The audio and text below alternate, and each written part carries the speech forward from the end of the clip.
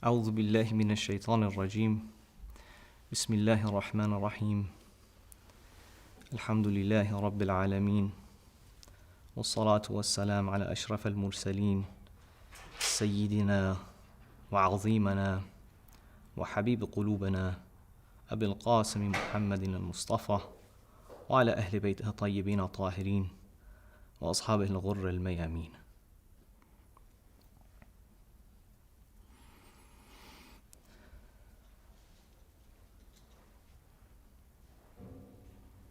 رب اشرح لي صدري ويسر لي أمري واحلل عقدة من لساني ويفقه قولي. سبحان رب العزة عما يصفون وسلام على المرسلين والحمد لله رب العالمين.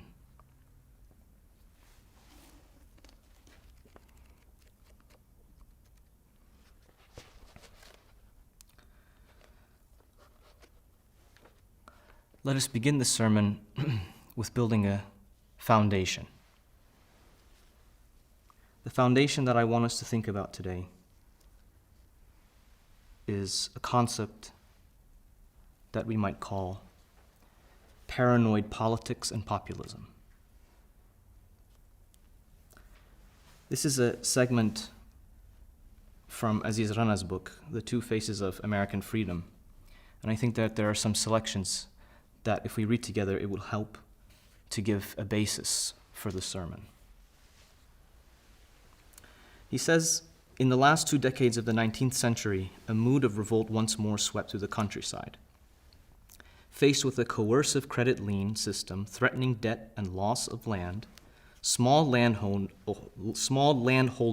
and tenants organized the Farmers' Alliance.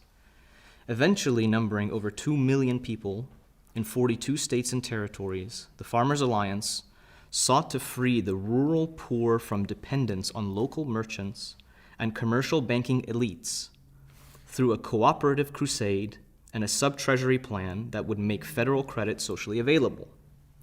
Formed in 1892, the People's Party expressed these economic goals, as well as the larger collective ambition of recentering politics around the basic interests of laborers. This is the goal of the People's Party. They gave rise to what we now call populism, in its original sense, at least in early America. Writing in the 1950s, Richard Hofstadter famously described the populists as small property owners who, due to economic changes and extensive immigration from abroad, became obsessed with their own slipping status and imagined themselves as the innocent pastoral victims of a conspiracy hatched in the distance. Okay? Due to the economic changes and extensive immigration from abroad, they became obsessed with their own slipping status, and they imagined themselves as innocent pastoral victims of a conspiracy hatched in the distance. Writing against a backdrop of Cold War blacklists and civil liberties violations, Hofstadter saw profound continuities between these practices and populist agitation, arguing that the People's Party epitomized, quote, the paranoid style of American politics. The paranoid style of American politics, from the extensive immigration and the slipping influence. Populist paranoia was not based on political reality. Instead, it transformed conspiracy into the primary causal mechanism of human history, one, quote, set in motion by demonic forces of almost transcendent power. The resulting anti-intellectualism, nostalgia, and xenophobia linked the party to a long tradition of paranoid reform movements. Anti-intellectualism, nostalgia, and xenophobia.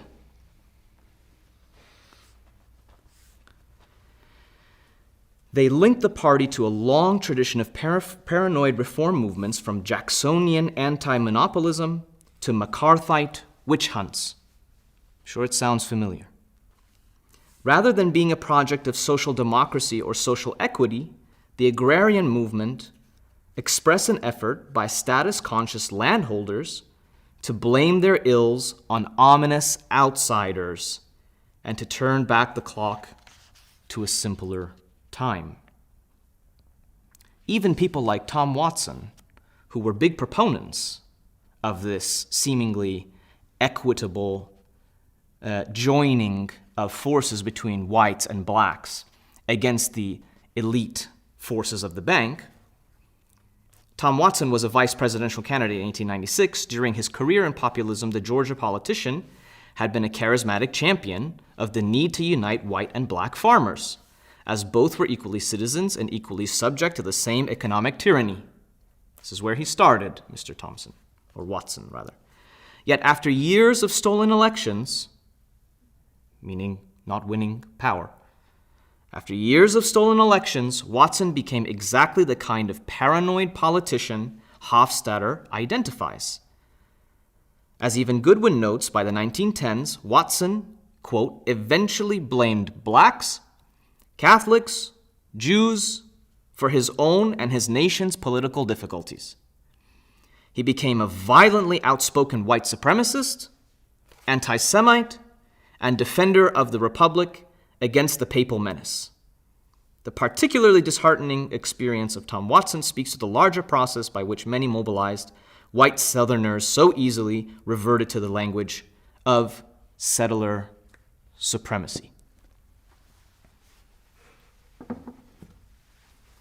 I apologize for the academic language, but it was the best way to deliver the foundation for what we are now going to understand from this section, what we can now understand from this section. And the way that we will do this together using, as usual, both the Quran and our current affairs, to see how this pattern repeats itself over and over again.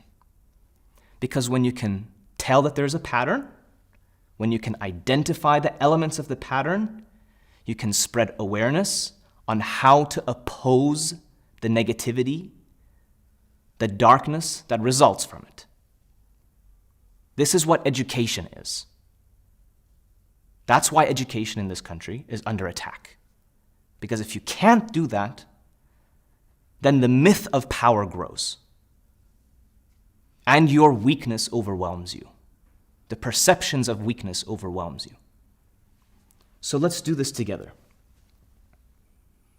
Okay, we all know the Mahmoud Khalil case. We've talked about it extensively in previous khutbahs. On Tuesday, Judge Jamie Comins gave the government 24 hours to provide evidence supporting why Mahmoud Khalil should be deported, or else she would terminate the case on Friday. They submitted evidence. Marco Rubio submitted his evidence as to why Mahmoud Khalil should in fact be deported. Well, he says, I have determined that the activities and the presence of these aliens in the United States would have potentially serious adverse foreign policy interests. That was based on the criteria, the provision that's in the INA. These determinations are based on information provided by the DHS and ICE regarding participation and role of Khalil in anti-Semitic protests and disruptive activities, which fosters a hostile environment for Jewish students in the United States. Talking about evidence now. This is the evidence that he's showing us. My determination is also based on citations for unlawful activity during those protests. So I assume that means the taking of Hinds Hall and this sort of thing. Though there is no evidence that Khalil is involved in it at all. He was a liaison between the government, or whatever, between the education system, Columbia, and the students. That's no legal judgment against the students' decision to take Hind Hall. But it is not evidence. No evidence of his involvement. My determination is based on citations for unlawful activity, etc., etc. And the public actions and continued presence of Khalil in the United States undermines the U.S. policy to combat anti-Semitism around the world and in the United States. the US policy to combat anti-Semitism around the world and in the United States. In addition to efforts to protect Jewish students from harassment and the violence in the United States, consistent with Executive Order 14150, America First policy directed to the Secretary of State, the foreign policy of the United States champions core American interests and American citizens, and condoning anti-Semitic conduct and disruptive protests in the United States would severely undermine significant foreign policy objective. This one, the anti-Semitic foreign policy objective. This is the basis. Spin master. This is the language of a spin master. There is no legal basis, no evidence. You can read it for yourselves. I just read it for you. No evidence. But spin. In a little bit of legalese language, presented to the court. What is the hope? There's no evidence, but it's presented to the immigration court. What is he hoping? He's hoping that the culture, the individual culture of that judge is xenophobic, is nostalgia-based, is white supremacist settler ideology. That's what he's hoping. And it's probably a pretty good hope. Mahmoud Khalil and the pro-Palestinian movement, on the other hand, have all of the evidence on their side. Decades of scholarship supporting their claims. Thousands of accounts and evidence that support their claims, readily accessible for the public, not least of which the last 18 months has uncovered in this genocide. Let's think about Surah Shu'ara. Another Tasin Mim surah. It's named after poets, or as we have talked about in the tafsir, spin masters, propagandists supporting power. Who and what are the spin masters today? The poets, the magicians were the media of old. Poetry, shows, sports might have served that purpose in ancient times, and perhaps they still do today as well. But what are the foundations of our epistemology and culture today? How about our education system and our courts? America is a land of law and jurists. Law and education have a massive impact on our culture. What is dangerous about propaganda is that it affects our culture. Propaganda affects our culture. Our culture dictates our values, and our values are the basis for how we treat each other. Even seemingly good things can be employed to support the power of a despotic system. Think back to the way that Mr. Watson was talking about gathering blacks and whites together to fight the corporate elite. And he switched sides completely. They attempt, what is it that spin masters do? Spin masters attempt to hijack our values through our culture. But our culture is the bedrock of our civilization. We human beings have been tasked with the challenge of developing and protecting civilization. That is our God-given challenge, developing and protecting civilization.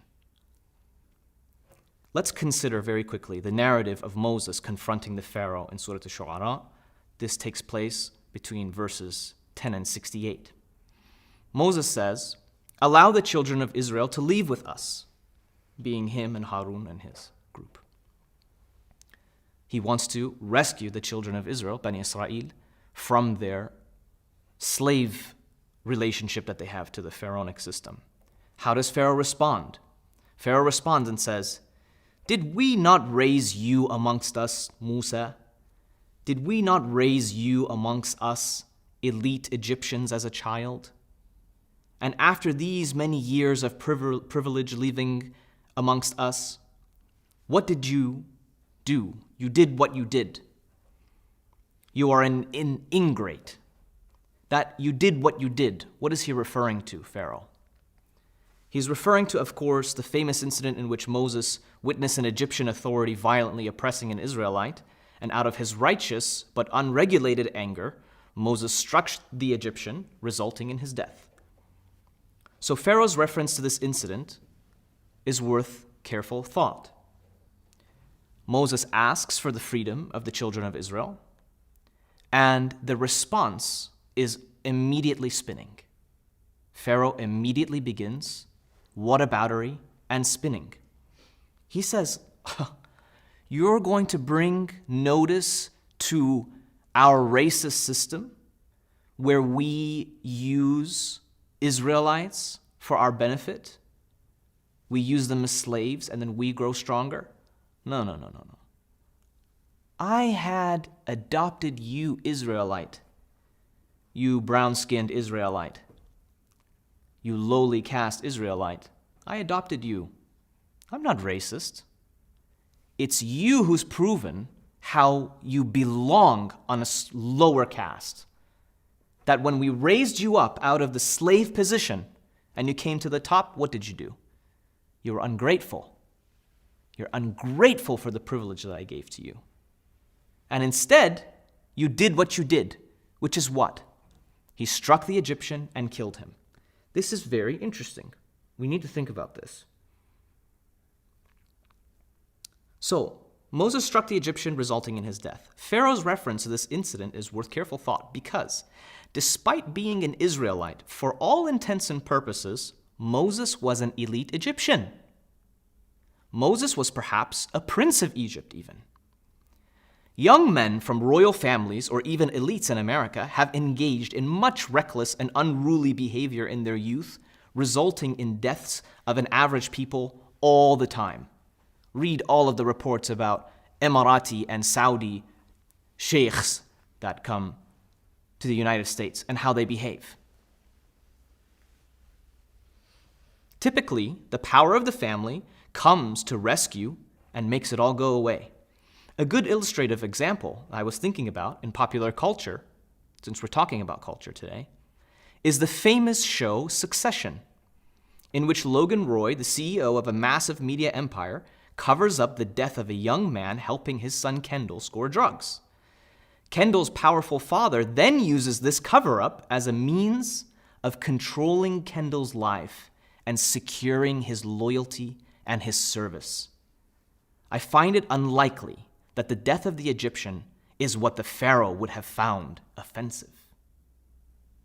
Rather, it was the reason for the death that Pharaoh found offensive. And the reason for the death is exactly why Moses fled to begin with. Moses chose to support his oppressed identity over his adopted father's racist empire. What Moses did was an act of rebellion, and he knew the Pharaoh would take it as a sign of treason. Rather, if Moses had killed the Egyptian out of mere youthful recklessness, I would imagine the Pharaoh would help to cover it up and secure Moses' loyalty and service. Therefore, Pharaoh's feigning of moral offense is an attempt to use law and morality to characterize Moses as a violent threat to society and thus impugn his testimony. Furthermore, it lays the foundation for Pharaoh's response to Moses' divine, miraculous proofs. So, we all know Moses provided two irrefutable proofs, much the same as the youth in this country, for at least the last 18 months, have not provided two irrefutable proofs. They've provided thousands of irrefutable proofs. All over the world, people have provided thousands of irrefutable proofs. But Moses performs these two miracles as proofs to the Pharaoh and to the people of Egypt. What is Pharaoh's response as the governor. Pharaoh's response was a play on populism via political paranoia. Political paranoia. Pharaoh labels the truth of Moses' argument as magic, which is to call into question the veracity of the claim, but also to highlight an imagined threat to society to incite mass rejection. Quote, he says, "He would drive you out of your land by his magic. And what are you going to do about it? يريد أن يخرجكم من أرضكم بسحره فماذا تأمرون?" This is verse 35. He would use his magic, this proof that he's brought to you about the oneness of God and blah, blah, blah, all of these things that he's talking about, equality and anti-racism, and then he proves it, bolsters his argument with his proof, this miraculous event that's irrefutable. What does Pharaoh rely on immediately? He is stoking the tensions of paranoia. This man has come here to take away what little you have. That little that you have, those scraps that come to you from the pharaonic palace, this man even wants to take that. Follows no logic. Pharaoh relies on xenophobia. In fact, he relies on xenophobia for the Egyptians invoking the threat of a violent foreign invader who is threatening to upend the Egyptian system of wealth. At the same time, he uses anti-Israelite racism against Israelites and makes them feel paranoid about what Moses is really after. After all, I, the Israelite, am a slave because I belong being a slave. It's part of my character. I'm dishonest. I'm a thief. I accept the narrative that my oppressor tells about me. My oppressor has spun me around in so many different circles that I believe the narrative about myself because I'm disconnected from Allah and from truth and from morality. Because all I've heard is, you're not good enough, you're not good enough, you're not good enough, you are low, you are low, that's where you belong, that's where you belong, this is your character, you are low, you are small, I am big, you are small, you belong here. For years, that destroys the consciousnness and the culture of a people.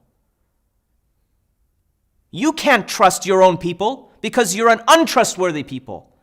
Yes, yes, yes, master.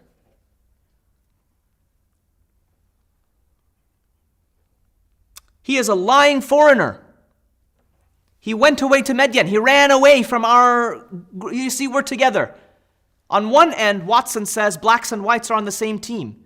And the moment that he loses or his power is a little bit shaken, he goes right back to settler ideology. Jews bad, blacks bad, Catholics bad. Because it's at the core. It's the foundation. White supremacist, settler ideology. He's a lying foreigner. But the higher and the lower castes are being manipulated. Those same higher and lower castes, both are being manipulated by paranoia, conspiracy, and xenophobia.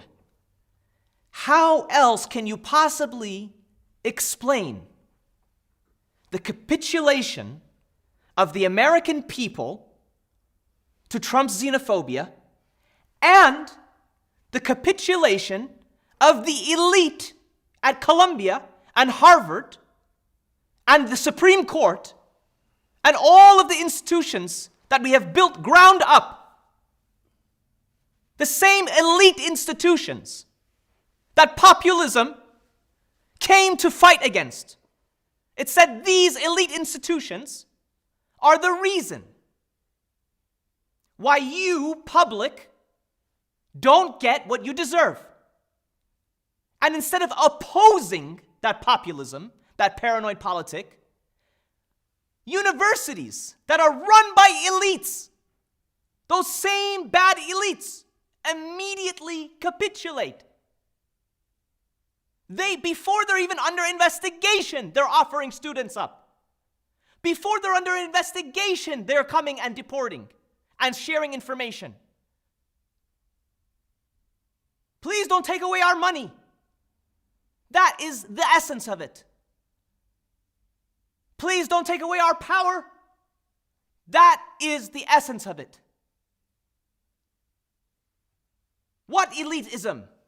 What intellect are you protecting?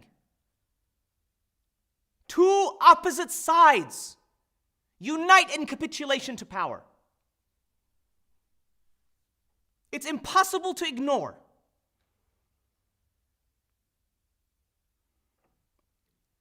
Moses' magic is moral, it's rational, it's intuitive, and it's intellectually defensible. This frightens Pharaoh, so he casts doubt on Moses using his own magic.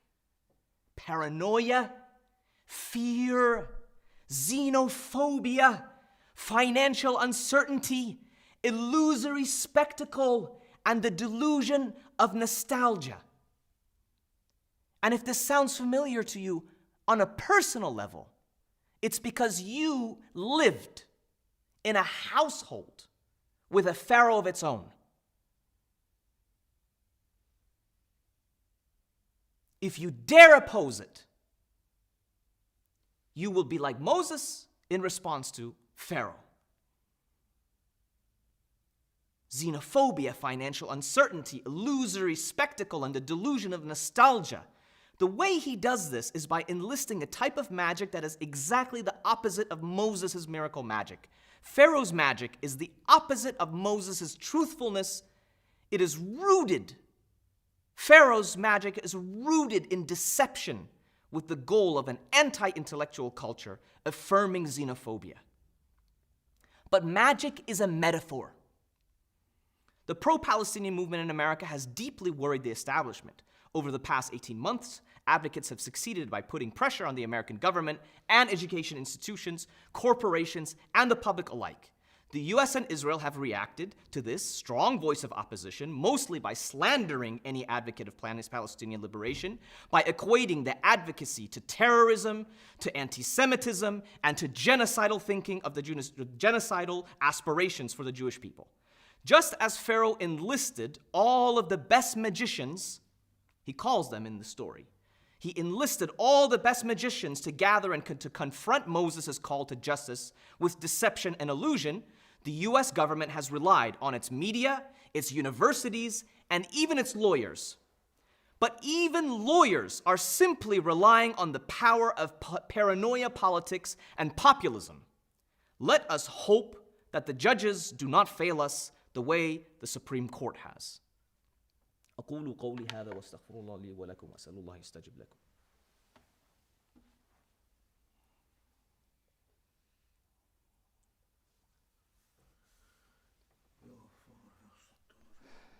بسم الله الرحمن الرحيم الحمد لله رب العالمين والصلاة والسلام على أشرف المرسلين سيدنا محمد وآله الطيبين الطاهرين.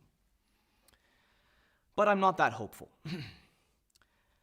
I see the Supreme Court as more of Trump's magicians. Trump appointed 3 of the judges to the Supreme Court, 3 of the 6 conservative judges on a court of 9 judges. Of course, we all know that. That's why I'm breezing through it. Amy Howe wrote about Trump via JGG for SCOTUS blog, and it's important that we look at this as quickly as we can. The Supreme Court on Monday lifted a pair of orders by a federal judge in Washington, D.C. that had barred the government from removing non-citizens who were designated as members of a Venezuelan gang under a March 15 executive order issued by Donald Trump. By a vote of 5-4, the justices declined to address the challengers' contention that they are not covered by the 18th century law on which Trump relied in issuing the order. Instead, the challengers' lawsuit must be brought in Texas, where they are being held, rather than Washington, D.C. That's the crux of the conclusion of the Supreme Court of the United States. The 1798 law, as the center of this case, is the Alien Enemies Act. Prepare yourself.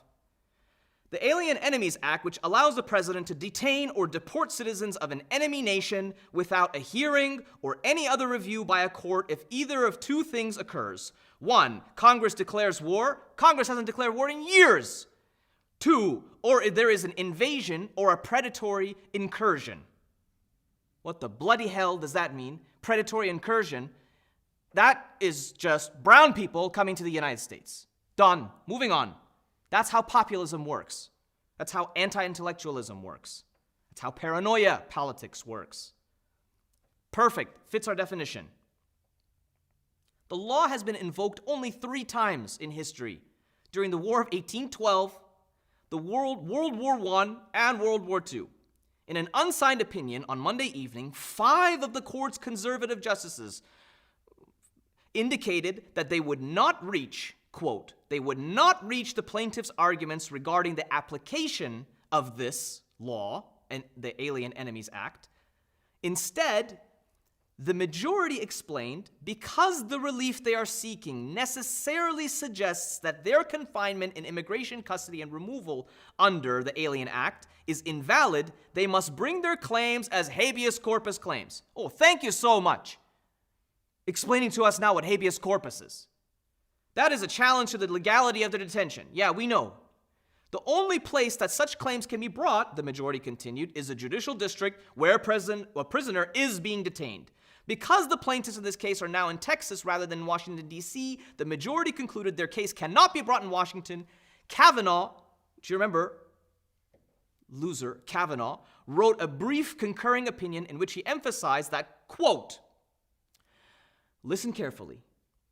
I'm so sorry to do this legalese on you all, but this is how we can find where the Quran is applicable to our lives now. Kavanaugh concurs with the opinion and, quote, says, the court's disagreement is not over whether the detainees receive judicial review of their transfers. All 9 members of the court agree that judicial review is available. The only question, he concluded, is where that judicial review should occur.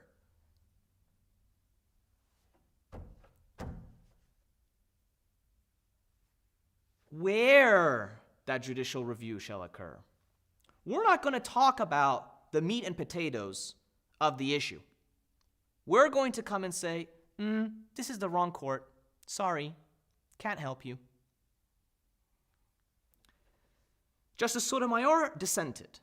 The implications of the government's position is that not only non-citizens, but also United States citizens could be taken off the streets, forced onto planes, confined to foreign prisons, with no opportunity for redress if judicial review is denied unlawfully before removal. Justice Jackson said that this is a rushed conclusion, and by addressing this issue on the emergency docket, rather than giving it to the lower courts or giving the lower courts an opportunity to weigh in on things like matters of jurisdiction and leaving the more, quote, complex and monumental issues to the Supreme Court instead, the Supreme Court stepped in and took it as an emergency case. And their emergency case was to say, this is a jurisdictional matter. Spin master. That's a jurist. That's a poet. That's a musician. They didn't even need to take this case. They could have referred it to the lower courts because the lower courts already ruled on it. They weren't worried about jurisdiction, but you struck it down. Supreme Court. This decision virtually ignored the fact that around 260 people are incarcerated in a notorious foreign prison in total defiance to a court order. It's hard to ignore that the conservative majority tripped over itself to undermine lower court decisions to block Trump's action whilst not weighing in on the substance of the action at all. Professor Strauss of UChicago correctly observed recently that the Supreme Court was very aggressive on issues like abortion, affirmative action, gutting environmental protection, voting rights, were no problem running there to give rulings. But now the Supreme Court hides behind legal abstractions and technicalities. That's a magician. That's magic. That's Pharaoh's magic. How do we make sense of this capitulation of educational institutions or even the legal obfuscations of the highest courts in the land, unwilling to utter a word about tyrannical spirit of the executive branch's governance? What does Marco Rubio gain, guys? The universities, the politicians, the courts all ask Pharaoh if there will be a reward for their suppression of Moses' message. When Pharaoh calls all the magicians around the city to come and to suppress Moses' testimony, they all come and ask and say, well, if we win, what do we get? What do we get if we win? قال نعم وأنكم إذن لمن المقربين. Proximity to power. You will gain closeness to me. You will gain closeness to me. If I'm a lower court judge and I have aspirations to serve my country by going to appeals court or going to the Supreme Court, and I want to be chosen by the Pharaoh of our time, who is the one who chooses who the jurists are that represent the Supreme Court, am I going to stand up against President Trump as he deports Iranian citizen? That's coming in the pipeline. They're preparing their war for Iran. If they go through with it, just deport Shia, Iran Shia, same thing. Iran Shia Muslim, same thing. Just throw them all in some detention center somewhere. Alien Enemies Act, declare war, encroaching on our white settler reality, upholding the values of Hamas and anti-Semitism. For the sake of anti-Semitism, all the Muslims got to go. Because all Muslims support Palestine. All Muslims, hopefully, all Muslims are against the war against Iran, hopefully. Let's get rid of them. Supreme Court is good with that. Ya Allah. Marco Rubio and the lawyers who are digging up these archaic laws which are being weaponized to deport political dissenters are the tyrannical magicians, the poets, and the spin masters. We must oppose them in every way we can, in hopes that we might gain God's favor, such that he washes them away as he did Pharaoh and his army. What matters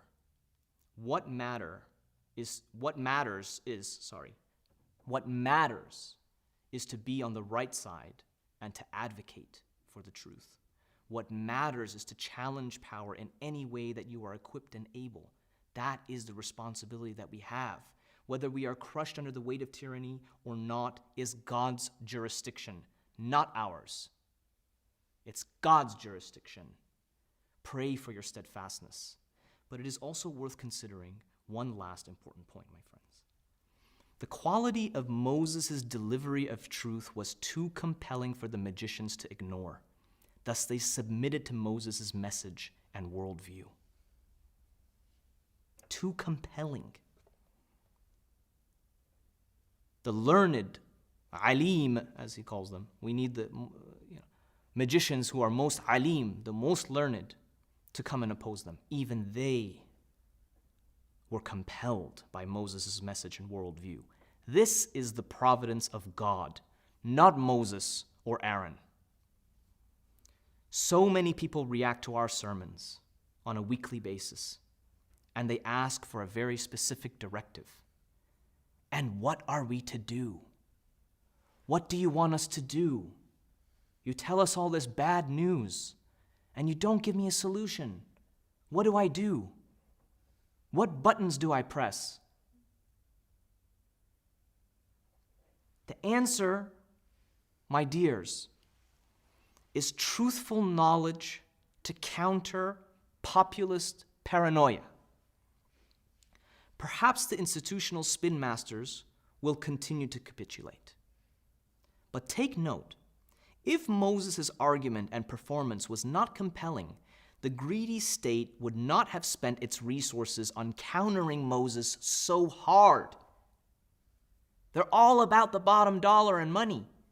So why are they spending all this money to counter our Moseses so hard? Who cares if students occupied the halls of their educational institutions with the encampments or the victory they earned during the Battle of Hind's Hall? The state cares. Why? They care because they communicated the message to the world.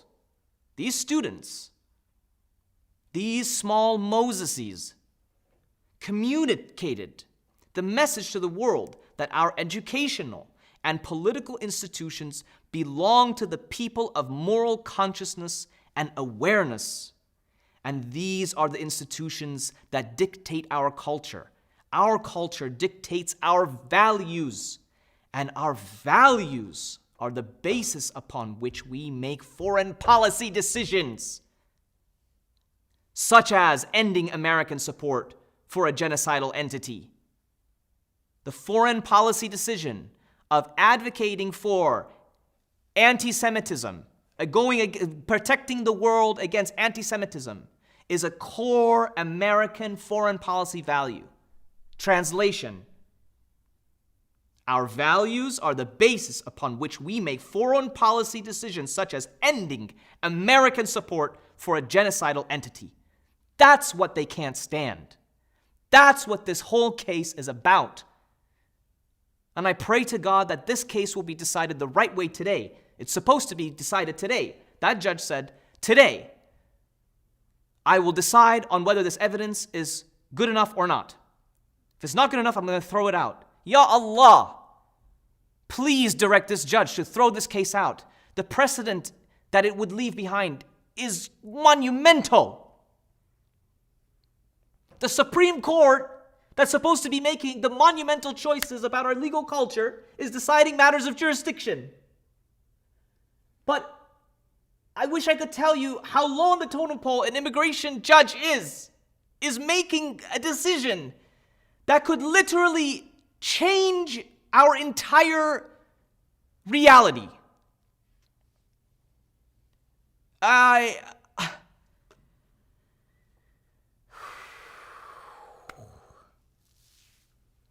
Ask yourself, you're asking us, you're asking me, you're giving me all this bad news and ruining my vibe on the Friday. What do you want me to do? Ask yourself, how are you supporting these students? Ask yourself, how are you investing in your own education and the education of others? The battle lines have been drawn quite clearly now, my friends. We must not back down from the battle to regain our educational institutions. We must not write books. We must not write books about fascism and then escape.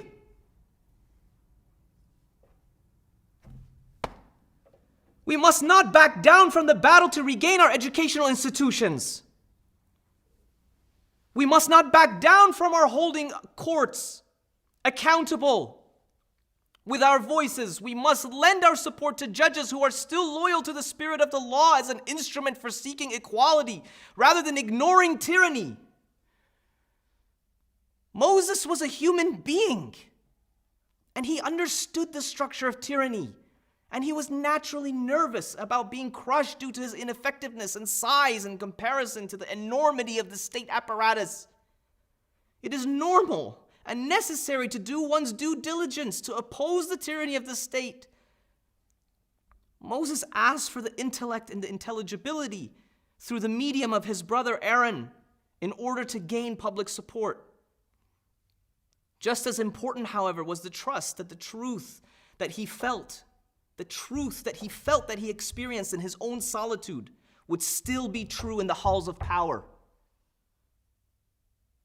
Do we have that requisite courage and the faith in the truth to cast our staff before the illusions of power, of nostalgia, of xenophobia, of paranoia, Do not underestimate the power of the word. Those who are searching for a solution, what shall I do? Do not underestimate the power of the word. When the word of truth is faithfully spoken to the tyrant, God's miracles can and will manifest. That's a matter of faith. The power of fear is natural, but the power of faith is greater. Despots are convinced that they have a right to impose their way for some magical reason, like destiny or universal preference. They too believe, but they believe a story engineered by their egos. But it is for us to choose what is at the very core and at the base of our civilization. Do we choose democratic ideals and institutions of equity? Or do we insist on a supremacist settler empire? At the very core of America's woes is one major sin that encompasses a whole host of manifestations: racial supremacy. This was exactly what the Pharaonic civilization was founded upon, and it is our job and responsibility to oppose it, to reform it, but never to capitulate. God be with you. Wa aqimus salah.